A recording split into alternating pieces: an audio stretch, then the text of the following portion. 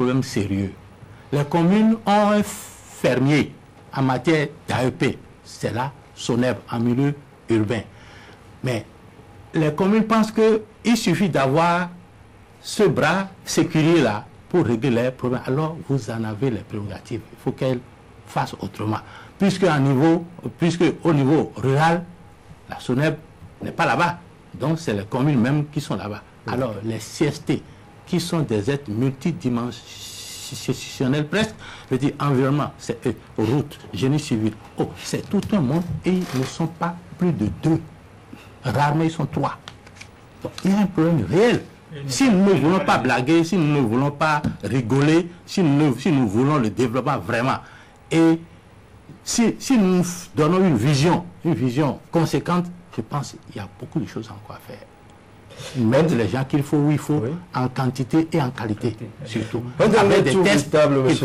Monsieur Azansi, il est vrai que le gouvernement de la République du Bénin envisage atteindre à l'horizon 2015 un taux d'accès à l'eau potable de 67% en milieu rural et 75% en milieu urbain. Aujourd'hui, monsieur Anator, un dernier tour de table bien sûr, êtes-vous optimiste quant au rendez-vous de 2015? La réponse est un peu mitigée. Il y a un soupir avant. Oui, au vu de tout ce qu'on a dit jusque-là, s'il n'y a pas les cadres compétents pour animer le secteur, mais j'ai l'impression que l'objectif là ne sera pas atteint. Voilà, le professeur a parlé du code, le cadre dans lequel on doit évoluer dans le secteur. Ce code n'est pas encore voté. Je suis un peu sceptique. Un peu. Je suis un peu sceptique. Mitigé. Voilà. Oui. Docteur Boussari, vous êtes optimiste? Je sais que vous n'avez pas la gueule de bois. Vous dites franchement ce que vous pensez. Oh, mais non, moi, je suis sceptique. C'est peut-être lié à mon âge. Parce qu'on a connu de belles périodes.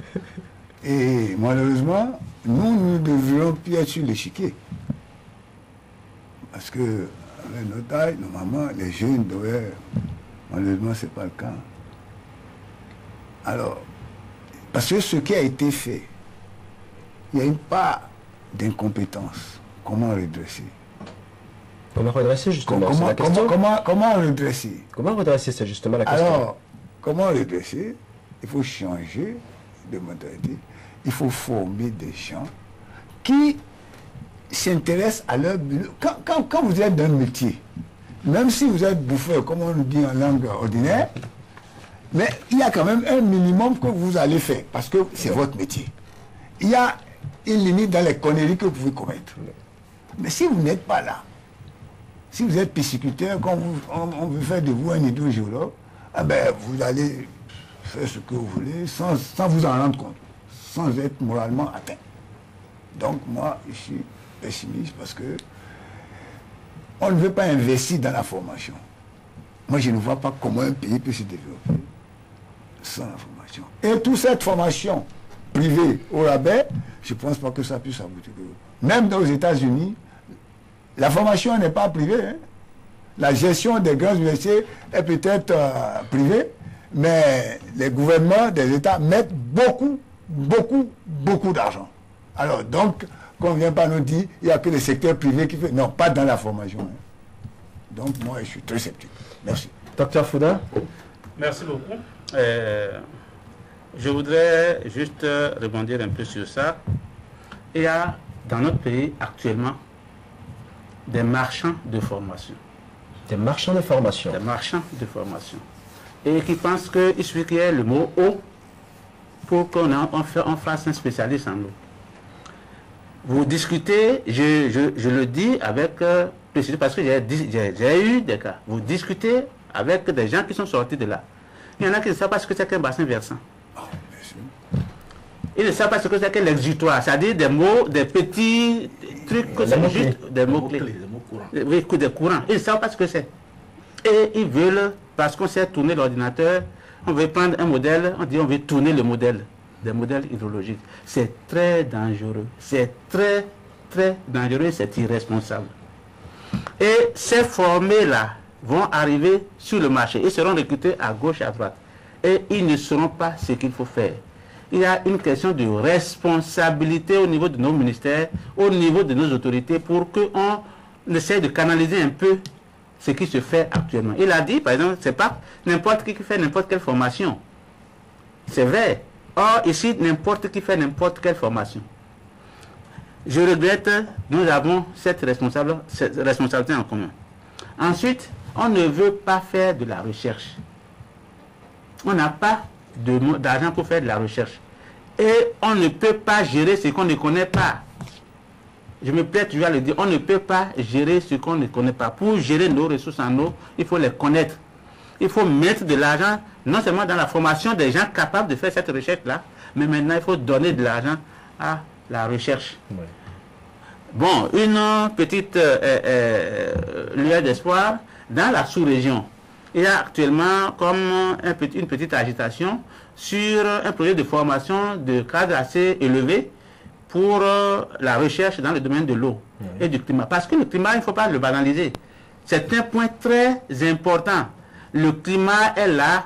Le GIEC a dit qu'il va y avoir exacerbation des extrêmes.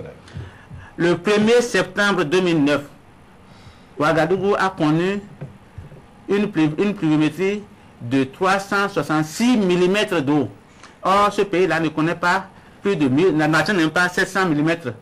Or, qu'est-ce qui s'est passé? Une fois que les 366 sont passés, les gens s'attendent à ce que la saison continue. Mais c'est fini.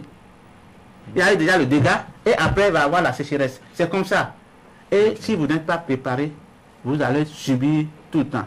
Malheureusement, c'est ce qui se passe. On attend, on ne fait rien et les gens nous regardent. Et les gens se moquent. On attend une crue qu'on peut prévoir, on le voit passer. Il a vu passer une fois. Il va passer une crue, par exemple, à Savet. Et quelques jours après, tout le sud du Bénin est ravagé parce que la crue est arrivée. Alors qu'il suffisait d'avoir un système d'alerte, de prévoir que, attention, la crue qui vient est à tel niveau, ça peut causer tel dégât. Évacuer les populations, faire en sorte que les gens, on attend, on croise les bras. Quand c'est passé, on dit, venez nous secourir, nous sommes sinistrés. Merci, Dr. Fouda. Merci, Dr. Fouda.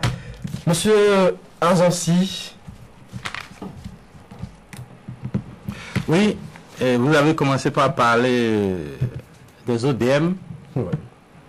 Ben, contrairement aux autres collègues et patrons qui sont ici, je puis dire que si l'élan qui est pris là se poursuit, nous allons atteindre les ODM en matière d'AEP, approvisionnement en eau potable. Une lueur d'espoir alors. Une lueur d'espoir existe parce que lorsque ce programme-là est arrivé, nous avons fait une estimation et c'est pour ça qu'on a dit, en atteignant un taux de décès de 67,3%, nous serons au rendez-vous des ODM en 2015. Aujourd'hui, nous sommes à 55% déjà. Il a 12 points. Mais cette année ayant été une année spéciale, si ce déficit qu'on a eu se poursuit, donc l'élan va se briser et ce n'est pas évident qu'on les atteigne. Mais avec l'élan qui est pris là, je peux dire qu'il y a une lueur d'espoir.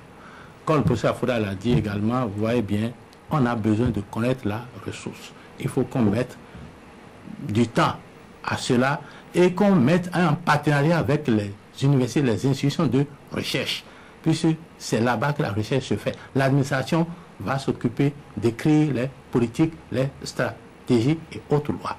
C'est ça en fait. Voilà. Merci. Mesdames, Messieurs, c'est sur cette note de pessimisme entachée d'une lueur d'espoir que s'achève ce débat, initié par le cabinet Info avec le soutien de ses partenaires. Nous n'avons nullement la prétention d'avoir abordé tous les sujets liés aux ressources en eau au Bénin. Nous aurons certainement une autre occasion pour aborder d'autres sujets de grande préoccupation. Merci d'avoir partagé ces moments avec nous, chers amis invités. Et merci à vous, chers téléspectateurs. Au revoir et portez-vous bien.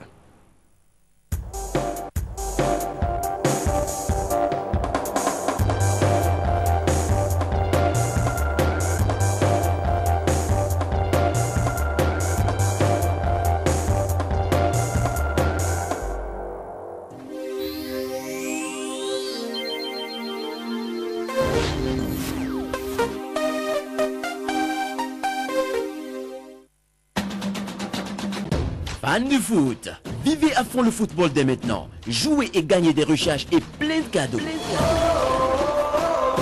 Envoyez par SMS GOAL au 7112 et partez avec des postes téléviseurs, des jeux de maillot, des iPods et des téléphones portables. Envoyez GOAL au 7112 et répondez à la question posée pour gagner des lots allant jusqu'à 100 000 francs CFA. 100 000 francs CFA. Wow. Vous êtes incollable sur le football, alors envoyez GOAL, G-O-A-L au 7112 pour gagner. Accessible aux abonnés Move Libercom et Belpéné.